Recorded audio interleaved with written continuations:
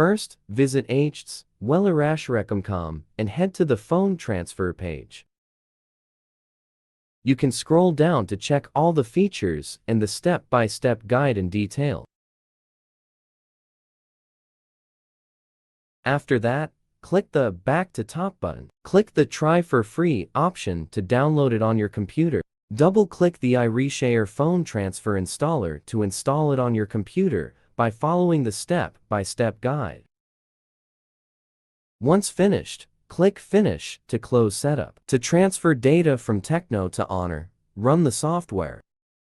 Connect your TECNO phone to the computer via USB. The software will quickly detect your TECNO phone.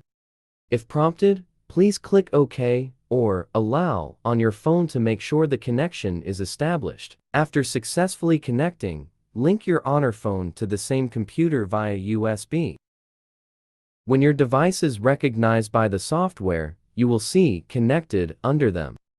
Tick off the data types you want to transfer, then click the Start Copy button. Data including contacts, call logs, text messages, photos, music, documents, videos, and apps can be transferred from your TECNO phone to your Honor phone. It will take some time, please be patient.